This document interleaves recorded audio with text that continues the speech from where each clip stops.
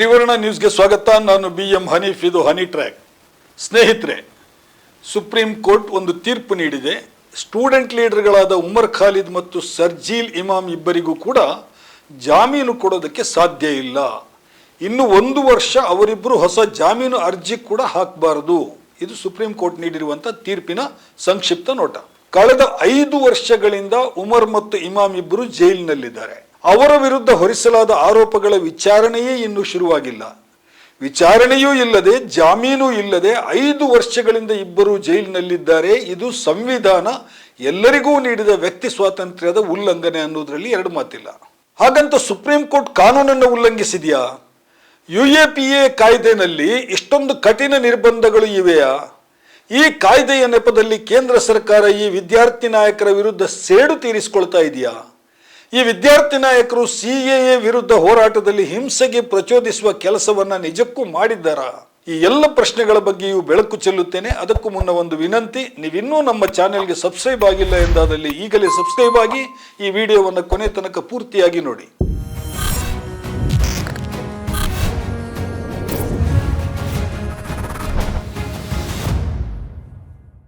ಸ್ನೇಹಿತರೆ, ಉಮರ್ ಖಾಲಿದ್ ಮತ್ತು ಸರ್ಜೀಲ್ ಇಮಾಮ್ ವಿರುದ್ಧ ಪೊಲೀಸರು ಸಲ್ಲಿಸಿರುವ ಆರೋಪ ಪಟ್ಟಿನಲ್ಲಿ ಏನಿದೆ? ಈ ಇಡೀ ಪ್ರಕರಣದ ಹಿನ್ನೆಲೆ ಏನು? ಮೊದಲು ಸ್ವಲ್ಪ ಅದರ ಕಡೆಗೆ ಗಮನ ಹರಿಸೋಣ. 2019 ಡಿಸೆಂಬರ್ನಲ್ಲಿ ಕೇಂದ್ರದ ಮೋದಿ ಸರ್ಕಾರ CAA ಜಾರಿಗೊಳಿಸಿತು. CAA ಅಂದರೆ ಸಿಟಿಜನ್ಶಿಪ್ ಅಮೆಂಡ್ಮೆಂಟ್ ಆಕ್ಟ್, ಅಂದರೆ ಪೌರತ್ವ ತಿದ್ದುಪಡಿ ಕಾಯ್ದೆ. ಆ ಕಾಯ್ದೆ ಪ್ರಕಾರ ಪಾಕಿಸ್ತಾನ, ಬಾಂಗ್ಲಾದೇಶ ಮತ್ತು ಅಫ್ಘಾನಿಸ್ತಾನದಿಂದ ಬರುವ ಮುಸ್ಲಿಮೇತರ ವಲಸಿಗರಿಗೆ ಫಾಸ್ಟ್ ಟ್ರ್ಯಾಕ್ನಲ್ಲಿ ಭಾರತದ ಪೌರತ್ವ ಕೊಡಬೇಕು ಎಂದು ಸರ್ಕಾರ ನಿರ್ಧಾರ ಮಾಡುತ್ತೆ. ಇದನ್ನು ಪ್ರತಿಭಟಿಸಿ ದೇಶದಾದ್ಯಂತ ಧರಣಿ, ಮೆರವಣಿಗೆಗಳು ನಡೀತವೆ. ಪೌರತ್ವ ಕೊಡೋದಿದ್ರೆ ಎಲ್ಲ ವಲಸಿಗರಿಗೂ ಕೊಡಿ, ಅದರಲ್ಲಿ ಧರ್ಮ ಭೇದ ಮಾಡಬೇಡಿ, ಮುಸ್ಲಿಮರನ್ನು ಮಾತ್ರ ಹೊರಗಿಟ್ಟಿರೋದು ನಮ್ಮ ಸಂವಿಧಾನದ ವಿರೋಧಿ ನಿಲುವು ಅಂತ ಪ್ರತಿಭಟನೆಕಾರರ ವಾದವಾಗಿತ್ತು. ದೆಹಲಿಯ ಶಾಹೀನ್ ಬಾಗ್ನಲ್ಲಿ ತಿಂಗಳುಗಳ ಕಾಲ ಶಾಂತಿಯುತ ಪ್ರತಿಭಟನೆ, ಧರಣಿ ಎಲ್ಲ ನಡೀತದೆ. 2020 ಫೆಬ್ರವರಿ 23ನೇ ತಾರೀಕಿನಂದು ಒಂದು ಘರ್ಷಣೆ ಶುರುವಾಗುತ್ತೆ. CAA ಪರ ಮತ್ತು CAA ವಿರೋಧಿ ಪ್ರತಿಭಟನಾಕಾರರ ಮಧ್ಯೆ ದೆಹಲಿಯಲ್ಲಿ ಆ ಮೊದಲ ಘರ್ಷಣೆ ಶುರುವಾಗುತ್ತೆ.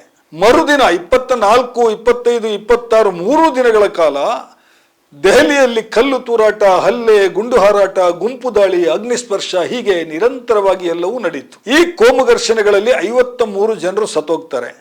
700ಕ್ಕೂ ಹೆಚ್ಚು ಜನ ಗಂಭೀರವಾಗಿ ಗಾಯಗೊಳ್ಳುತ್ತಾರೆ.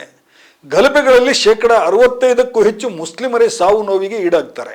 ಈ ಗಲಭೆಗಳಿಗೆ ಉಮರ್ ಖಾಲಿದ್, ಶಾರ್ಜೀಲ್ ಇಮಾಮ್ ಮತ್ತು ಇತರ 5 ವಿದ್ಯಾರ್ಥಿ ನಾಯಕರು ಮಾಡಿದ ಪ್ರಚೋದಕಾರಿ ಭಾಷಣ ಮತ್ತು ಸಂಚು ಕಾರಣ ಅನ್ನೋದು ಪೊಲೀಸರು ಸಲ್ಲಿಸಿದ FIR ನಲ್ಲಿ ನಮೂದಾಗಿದೆ. ಆ ಹಿನ್ನೆಲೆಯಲ್ಲಿ ಕಾನೂನು ಬಾಹಿರ ಚಟುವಟಿಕೆ ಕಾಯ್ದೆ ಅಡಿ ಅಂದರೆ UAPA ಇವರ ವಿರುದ್ಧ ಕೇಸು ದಾಖಲಾಗಿದೆ.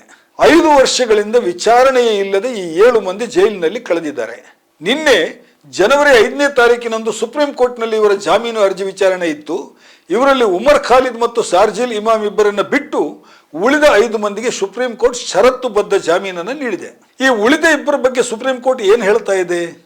ಈ ಇಬ್ಬರಿಗೆ UAPA ಕಾಯ್ದೆಯ 43D(5) ಕಲಮಿನ ಪ್ರಕಾರ ಜಾಮೀನು ಕೊಡೋದಕ್ಕೆ ಸಾಧ್ಯವಿಲ್ಲ. ಗಲಭೆಗೆ ಇವರೇ ಪ್ಲಾನ್ ಮಾಡಿದ್ದಾರೆ. ಇವರಿಬ್ಬರ ಪ್ರಚೋದಕ ಭಾಷಣದಿಂದಲೇ ಗಲಭೆ ಆಗಿದೆ. ವಿಚಾರಣೆಯೇ ಇಲ್ಲದೆ ಇವರು 5 ವರ್ಷದಿಂದ ಜೈಲಿನಿದ್ದಾರೆ ಅನ್ನೋದು ನಿಜ. ಆದರೆ ಅದನ್ನೇ UAPA ಕಾಯ್ದೆ ರಾಷ್ಟ್ರೀಯ ಭದ್ರತೆಗೆ ಸಂಬಂಧಿಸಿ ರೂಪಿಸಿರುವಂತಹ ಕಲಂಗಳ ವಿರುದ್ಧ ಟ್ರಂಪ್ ಕಾರ್ಡ್ ಆಗಿ ಬಳಕೆ ಮಾಡೋದಕ್ಕೆ ಸಾಧ್ಯವಿಲ್ಲ ಅಂತ ಸುಪ್ರೀಂ ಕೋರ್ಟ್ ತೀರ್ಪು ಹೇಳಿದೆ. ಗಲಭೆಗೆ ಇವರು ಸಂಚು ಹೂಡಿರುವ ಬಗ್ಗೆ ಇವರ ಇಮೇಲ್ಗಳು, ಸ್ಟೇಟ್ಮೆಂಟ್ಗಳು ಮುಂತಾಗಿ ಸಾಕಷ್ಟು ಮೇಲ್ನೋಟದ ದಾಖಲೆಗಳಿವೆ ಅಂತ ಕೂಡ ಕೋರ್ಟ್ ಹೇಳಿದೆ. ಸುಪ್ರೀಂ ಕೋರ್ಟಿನ ಈ ತೀರ್ಪು ಭಾರತದ ಸಂವಿಧಾನ ಎಲ್ಲರಿಗೂ ನೀಡಿರುವ ವ್ಯಕ್ತಿ ಸ್ವಾತಂತ್ರ್ಯದ ಉಲ್ಲಂಘನೆ ಅಂತ ಈಗ ಹಲವು ಕಾನೂನು ತಜ್ಞರು ಅಭಿಪ್ರಾಯಪಟ್ಟಿದ್ದಾರೆ. ವಿಚಾರಣೆಯೇ ಇಲ್ಲದೆ ಹೀಗೆ ಯಾರನ್ನಾದರೂ ದೀರ್ಘಕಾಲ ಬಂಧನದಲ್ಲಿ ಇಡೋದು ಸರಿಯಲ್ಲ. ಮೊದಲು ವಿಚಾರಣೆ ನಡೆಸಿ ಅವರು ತಪ್ಪಿತಸ್ಥರಾದರೆ ಶಿಕ್ಷೆ ಕೊಡಿ ಅಂತ ಮಾನವ ಹಕ್ಕು ಹೋರಾಟಗಾರರು ಹೇಳ್ತಾ ಇದ್ದಾರೆ. ಸುಪ್ರೀಂ ಕೋರ್ಟಿನ ತೀರ್ಪಿನಲ್ಲಿ ಇನ್ನೂ ಒಂದು ಪಾಯಿಂಟ್ ಇದೆ. ಖಾಲಿದ್ ಮತ್ತು ಇಮಾಮ್ ಇಬ್ಬರು ಇನ್ನು 1 ವರ್ಷ ಮತ್ತೆ ಜಾಮೀನು ಅರ್ಜಿ ಸಲ್ಲಿಸಲು ಅವಕಾಶ ಇಲ್ಲ. ಆದರೆ ಅದಕ್ಕೂ ಮುನ್ನ ಸಾಕ್ಷಿಗಳ ವಿಚಾರಣೆ ಪೂರ್ಣಗೊಂಡರೆ ಜಾಮೀನು ಅರ್ಜಿ ಸಲ್ಲಿಸಬಹುದು. ಸರ್ಕಾರ ವಿಚಾರಣೆಯನ್ನು ಶೀಘ್ರ ನಡೆಸಬೇಕು ಅಂತ ತೀರ್ಪು ಹೇಳುತ್ತೆ. 5 ವರ್ಷಗಳಿಂದ 7 ಮಂದಿಯನ್ನು ಜೈಲಿನಲ್ಲೇ ಕೊಳೆ ಹಾಕಿದ್ದಾರೆ. ವಿಚಾರಣೆಯನ್ನೇ ಆರಂಭಿಸಿಲ್ಲ. ಪರಿಸ್ಥಿತಿ ಹೀಗಿರುವಾಗ ಶೀಘ್ರ ವಿಚಾರಣೆ ನಡೆಸಿ ಅಂತ ನ್ಯಾಯಾಧೀಶರು ಹೇಳೋದನ್ನ ಈ ಸರ್ಕಾರ ಕೇಳುತ್ತಾ? ಸರ್ಕಾರ ಈ ವಿಳಂಬ ಮಾಡ್ತಾ ಇರೋದು ನ್ಯಾಯದಾನದ ವಿಳಂಬ ಅಲ್ವಾ? ಸಂವಿಧಾನದಲ್ಲಿ ಆರ್ಟಿಕಲ್ 14ರಿಂದ 21ರವರೆಗೆ ವ್ಯಕ್ತಿ ಸ್ವಾತಂತ್ರ್ಯಕ್ಕೆ ಸಂಬಂಧಿಸಿ ವಿವರವಾಗಿ ವರ್ಣಿಸಲಾಗಿದೆ. ಕೋರ್ಟ್ ಈ ವಿಷಯವನ್ನು ಏಕೆ ಪರಿಗಣಿಸಿಲ್ಲ? ಈ ಎಲ್ಲ ಪ್ರಶ್ನೆಗಳು ಈಗ ಕೇಳಿ ಬರ್ತಾ ಇವೆ. ಸರ್ಕಾರ ಪ್ರಕರಣದ ವಿಚಾರಣೆಯನ್ನು ಉದ್ದೇಶಪೂರ್ವಕವಾಗಿ ವಿಳಂಬ ಮಾಡ್ತಾ ಇದೆ ಅನ್ನೋದು ಬಹಳ ಸ್ಪಷ್ಟವಾಗಿದೆ.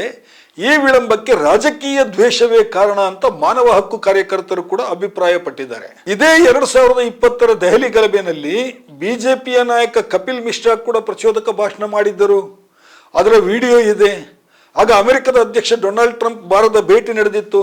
ಪೊಲೀಸ್ ಅಧಿಕಾರಿಗಳ ಪಕ್ಕದಲ್ಲೇ ನಿಂತು ಕಪಿಲ್ ಮಿಶ್ರಾ ಟ್ರಂಪ್ ಹೋಗುವವರೆಗೆ ನಾವು ಸುಮ್ಮನಿರ್ತೇವೆ, ಆಮೇಲೆ ಪೊಲೀಸರ ಮಾತನ್ನು ಕೇಳೋದಿಲ್ಲ ಅಂತ ಹೇಳಿರುವಂತಹ ವಿಡಿಯೋ ವೈರಲ್ ಆಗಿತ್ತು. ಈ ಕಪಿಲ್ ಮಿಶ್ರಾ ಈಗ ಮಂತ್ರಿಯಾಗಿದ್ದಾರೆ. ಇದು ಸರ್ಕಾರದ ಪಕ್ಷಪಾತ ನೀತಿ, ದ್ವಂದ್ವ ನಿಲುವು ಅಂತ ಮಾನವ ಹಕ್ಕು ಕಾರ್ಯಕರ್ತರು ಬೊಟ್ಟು ಮಾಡಿ ಹೇಳ್ತಾ ಇದ್ದಾರೆ. ಸುಪ್ರೀಂ ಕೋರ್ಟಿಗೂ ಮುನ್ನ ದೆಹಲಿ ಹೈಕೋರ್ಟ್ ಕೂಡ ಈ ಇಬ್ಬರಿಗೆ ಜಾಮೀನು ನಿರಾಕರಣೆ ಮಾಡಿತ್ತು. ಈ ಸಂದರ್ಭದಲ್ಲಿ ಹಿರಿಯ ಪತ್ರಕರ್ತ, ಸಾಮಾಜಿಕ ಹೋರಾಟಗಾರ ಯೋಗೇಂದ್ರ ಯಾದವ್ ದಿ ಇಂಡಿಯನ್ ಎಕ್ಸ್‌ಪ್ರೆಸ್‌ನಲ್ಲಿ ಒಂದು ಲೇಖನವನ್ನು ಬರೀತಾರೆ. ಅದರ ಕೆಲವು ಸಾಲುಗಳನ್ನು ನಾನು ಇಲ್ಲಿ ನೆನಪಿಸಿಕೊಳ್ಬೇಕು. ಯೋಗೇಂದ್ರ ಯಾದವ್ ಬರೀತಾರೆ, ಉಮರ್ ಖಾಲಿದ್ 2018ರಿಂದಲೂ ದಿನದ 24 ಗಂಟೆಯೂ ಪೊಲೀಸರ ಪ್ರೊಟೆಕ್ಷನ್ನಲ್ಲಿ ಇರ್ತಾರೆ. ಅವರ ಮೇಲೆ ಎಲೆಕ್ಟ್ರಾನಿಕ್ ಕಣ್ಗಾವಲು ಕೂಡ ಇತ್ತು. ಜೈಲಿನಲ್ಲಿದ್ದ ಇಂತಹ ವ್ಯಕ್ತಿ ದೆಹಲಿಯ ಇಡೀ ಗಲಭೆಯ ಪ್ಲಾನ್ ಮತ್ತು ಪಿತೂರಿ ಮಾಡಿದ್ದಾರೆ. ಕೇವಲ 100 ಸದಸ್ಯರುಳ್ಳ ಒಂದು ವಾಟ್ಸಪ್ ಗುಂಪಿನ ಮೂಲಕ ಆ ಪಿತೂರಿಯನ್ನು ಕಾರ್ಯಗತಗೊಳಿಸಿದ್ದಾರೆ. ಅಂದರೆ ಅದು ಶುದ್ಧ ಕಾಲ್ಪನಿಕ ಕಥೆಯಂತೆ ಕಾಣಿಸ್ತದೆ ಅಂತ ಬರೀತಾರೆ ಯೋಗೇಂದ್ರ ಯಾದವ್. ಉಮರ್ ಖಾಲಿದ್ ಪೂರ್ವ ದೆಹಲಿಯ ತನ್ನ ಪ್ರದೇಶದಲ್ಲಿ ಹಿಂದೂ ಮತ್ತು ಮುಸ್ಲಿಮರು ಇಬ್ಬರ ನಡುವೆಯೂ ಬಹಳ ಜನಪ್ರಿಯನಾಗಿದ್ದ, ಎಲ್ಲರ ಜೊತೆಗೆ ಬೆರೆತಿದ್ದ, ಪ್ರತಿಭಟನೆ ಹಿಂಸೆಗೆ ತಿರುಗಬಾರದು ಅಂತ ತೀವ್ರವಾದಂತಹ ಎಚ್ಚರಿಕೆಯನ್ನು ವಹಿಸ್ತಾ ಇದ್ದ. ಸಿಎಎ ಮುಸ್ಲಿಮರ ವಿರುದ್ಧ ಇದೆ ಅನ್ನೋದಕ್ಕಾಗಿ ಉಮರ್ ಖಾಲಿದ್ ನನ್ನ ನೀವು ಜೈಲಿಗೆ ಹಾಕಿದ್ದೀರಿ ಎಂದಾದರೆ ನಾನು ಅದನ್ನೇ ಹೇಳಿದ್ದೇನೆ. ನನ್ನ ವಿರುದ್ಧವೂ ಕೋರ್ಟಿನಲ್ಲಿ ಕೇಸ್ ಮಾಡಬೇಕಿತ್ತಲ್ವಾ? ಖಾಲಿದ್ ಪ್ರತಿಭಟನೆಗಳನ್ನು ಯೋಜಿಸಿದ್ದಕ್ಕಾಗಿ ಜೈಲಿನಿದ್ದಾನೆ ಎಂದಾದರೆ ನಾನು ಕೂಡ ಅದನ್ನೇ ಮಾಡಿದ್ದೇನೆ. ನನ್ನನ್ನು ಜೈಲಿಗೆ ಹಾಕಬೇಕಾಗಿತ್ತಲ್ವಾ? ಈ 5 ವರ್ಷಗಳಲ್ಲಿ ದೆಹಲಿ ಪೊಲೀಸರು ನನ್ನನ್ನು ಒಂದು ಸಲ ಕೂಡ ಕರೆದು ಈ ಹೋರಾಟಕ್ಕೆ ಸಂಬಂಧಿಸಿ ಒಂದು ಪ್ರಶ್ನೆಯನ್ನು ಏಕೆ ಕೇಳಿಲ್ಲ ಅಂತ ಕೂಡ ಯೋಗೇಂದ್ರ ಯಾದವ್ ಬರೆದಿದ್ದಾರೆ.